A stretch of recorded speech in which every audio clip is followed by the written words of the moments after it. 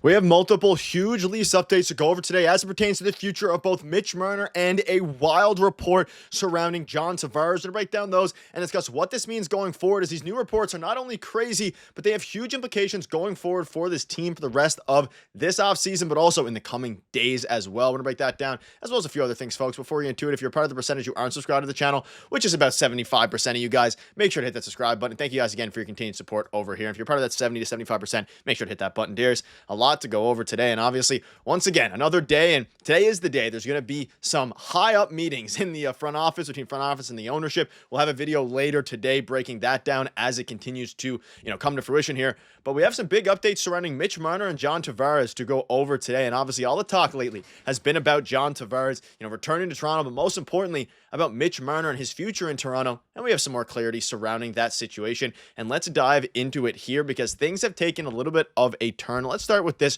report here. The Leafs attempted to sign Mitch Mner to a contract extension during the season. The organization chose not to wait and see how the postseason plays out. They wanted Mner to stay. If they had signed him to an 8-year deal, it would have marked the largest contract in franchise history. He declined. So we kind of had some rumblings about this, some rumors, but this is the first time we have a firm report from Jonas Siegel of The Athletic confirming that the Leafs not only offered him a contract during the season, but it would have been one that marked the largest contract in franchise history. He declined it.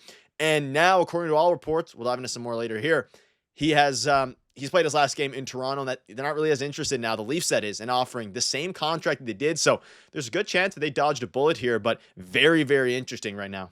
Yeah, absolutely. And like you said, at the time you're probably watching this, MLSE is probably conducting that board meeting right now. And the board meeting is Rogers, Bell, Larry Tannenbaum. But by the end of this year, Rogers will have full control. Not even by the end of this year. Rogers is going to have 75% control very, very soon. And Larry Tannenbaum is selling off more of his shares at the end of this year heading into next year. So Rogers is basically going to have full control of the organization. And like you said, with Mitch Marner as well, things are continuing to progress. There's a lot of rumors out there. We've covered the rumors on the channel. Obviously, these are more concrete reports of what's happened throughout the year. And it looks like the Leafs didn't want to wait. They just wanted to lock him up. Obviously, it's poor asset management to let what happened happen. But it looks to me like Marner has no interest in staying, or he wants to at least test the market to see if he can get 14 million from some team, which I think honestly he will. We know the Chicago Blackhawks, maybe even the Pittsburgh Penguins have the money to make it work. And I'm sure that some of those teams want to accelerate their rebuild a little bit and will probably throw it out at him.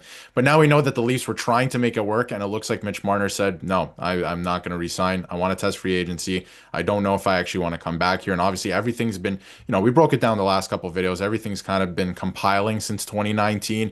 And, there's a lot going on off the ice as well. And I do want to say, I don't blame him for not waiving his no trade clause at this year's, trade deadline or no movement clause, because obviously was having a child. Like, I don't blame him at all as a person.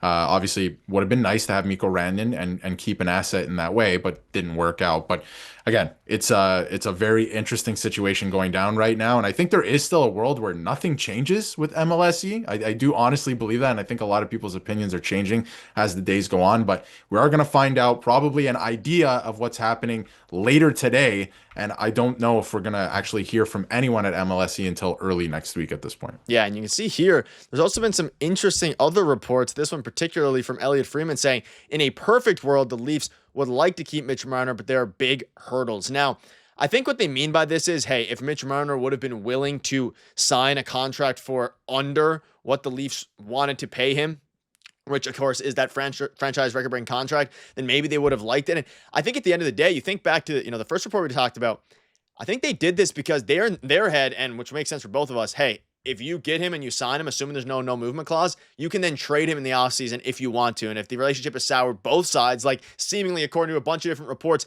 it was up until, even dating back to 2019, it makes sense there. But from an asset management point of view, it's difficult to just let a player of this caliber just walk. And Chris Johnson came out yesterday, continually doubling up, saying his intention is to test free agency. And in his mind, he is gone. So he's as good as gone to most Leafs, fans. But at the same time, we have to take this with a grain of salt, because last year there were some reports saying that Marner was 95% going to get traded. But now that he's an actual UFA, this is a little bit more, concrete. And also, we have some reports from notable reporters saying that he is all but gone here. But, seeing this from Elliot Freeman, it's a little bit interesting. And Freeman's always kind of erring on the side of caution when it comes to, these guys. And I guess the unfortunate reality is, depending if you're a Marner fan or not, this isn't a perfect world. And I just don't see, with all the reports that are coming out about Chris Johnson, the reports and the leaks from Darren Dreger, all these different things about dating back to 2019.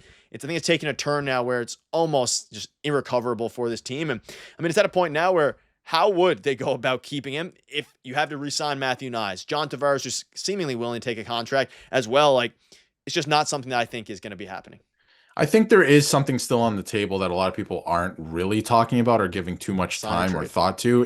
Yeah, exactly, a sign and trade, because Mitch Marner, I think, really values that extra year. Like, imagine leaving 13 million. Let's say he signs for 13 and a half. Imagine leaving that for an extra year on the table. So I could see maybe a sign and trade. There's rumors right now of Jordan Kyrou potentially getting traded out of St. Louis, and they're not really the same player, but there are some comparables there. But Jordan Kyrou makes far less, and it's a more tradable contract as well. At this point in time, obviously, he has a no movement clause kicking in as well, which is another issue in itself. But one thing I think is very interesting is I think there are teams that are going to be lining up to pay Mitch Marner. They want Mitch Marner on their team, and there's a lot of teams that I think he can help accelerate the rebuild. Can he win in the playoffs? I'm not sure, but I think he can help a team get to the playoffs, and a lot of teams are valuing that right now. One thing I think is interesting is, I don't think he can return to the Leafs with the way that it ended, right? That's going to be very difficult to, fix that relationship at this point with everything that's happened the last couple of years. But there's a lot of fan bases, because there's so many rumors out there right now about him going to Utah, Chicago,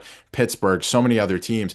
A lot of the fan bases are saying we don't actually want this player. Now, that's much different than the team saying this player can help us and we're going to pay him. But I think that that's very interesting that that's out there right now, that he's a 100-point player. He plays in all situations. And most fan bases are saying, no, I actually hope that my team doesn't sign this player. So things are very rocky right now. There's a lot going on. I still think that a sign and trade is on the table, because if you're Marner, I think you're open to at least discussing it, because you get an extra year, right? The Leafs are the only team that can offer him the 8-year contract. If he goes to free agency, it's only 7 years. He's leaving money on the table in that way. So things are, I think, going to get interesting here, but nothing's going to happen yet. And they still have time. They still have until July 1st to figure that specifically out. But I think it's going to be interesting to see what MLSE does here and the structure of everything, because I think they want to cut a lot of jobs. I really do. And I feel like, if Shanahan goes, maybe Treliving goes, because, Shanahan hired Treliving, right? So there is still a lot on the table, and they're going to be discussing it today. Again, as you're watching this, they could be discussing it right now, but that's all going to be discussed today. They're going to figure it out, and I feel like it's going to take a while. Like, we might not hear from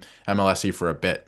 Yeah, and depending on how that plays out, of course, have a direct impact on this. And speaking of taking a pay cut, John Tavares, he's also on the brink of a return, I think, here. John Tavares says he's in optimistic conversations with Craig Berube and Brad Treliving about returning next season. And all these reporters and insiders are speaking as if a contract is almost already agreed to in a way. And Nick Kypreos, all these different things. I think he's going to return between $4 and $6 million AAV, which I think is workable. And I was obviously on the side of, hey, we don't need to, have John Tavares return if that's just not the way it's going to be. But I think he's a great mentor for players like, Matthew Nyes and even Austin Matthews, guys around the locker room. And I think it's more than just the points per game that's going to affect him there. As again, you can see Matthew Nyes. He's kind of the first person I think of when I see that logo. He took me in when I was a kid, and he said we're getting close to the time when decisions will need to be made. And he added he's very optimistic about returning and signing a new deal. And regarding some comparables, I mean, we're thinking between 4 by 4.5. I mean, that would be generous for the Toronto Maple Leafs if that can get done. Do you have any quick thoughts on this before I wrap up here? I think he's going to re-sign now. I've kind of changed my tune on it. All these insiders are basically saying that he's going to re-sign. 4 by 5, I think, would be, pretty nice. Even 4 by 6, but they have to make sure that they have other money and other available allocation to, spend elsewhere. We also have to keep in mind, I think John Tavares is right now still a better player than Ryan O'Reilly as well, right? So maybe he is valued a little bit more. I think on the open market, he's probably valued at $8 million. I don't think he's going to sign for that here. I love John Tavares. I think it would be smart to retain him, obviously at a much lower cap hit. Hopefully he takes a hometown discount. I think he wants to stay here. Everyone throws that term out there. I think he actually wants to stay here for whatever makes it work. So we'll see how that works. But I'm not so sure that's going to happen anymore. What if Treliving does get fired? Maybe a new guy comes in and he has a different vision for the team, and maybe isn't going that way, right? But I think it does make sense to re-sign Tavares if it's at a lesser cap hit, maybe like 5 million or something like that, max 6, and you have him as maybe a third line center. Now he's on the wing or something like that. You rethink what he is to the team, but I think keeping him on the team and who he is as a professional is a good idea. And again, I'm a little bit biased, I have his jersey behind me, and I love John Tavares, but I think it would be a good idea to keep him, but it has to make sense. You can't just keep him for the sake of keeping him and he's making too much. Like that just wouldn't make sense for the team. Yeah, let us know down below your thoughts on the Tavares situation and the Mner one. We're going to keep you up to date, especially later today into tonight as things continue to progress regarding the situation. So make sure to subscribe button. See you later.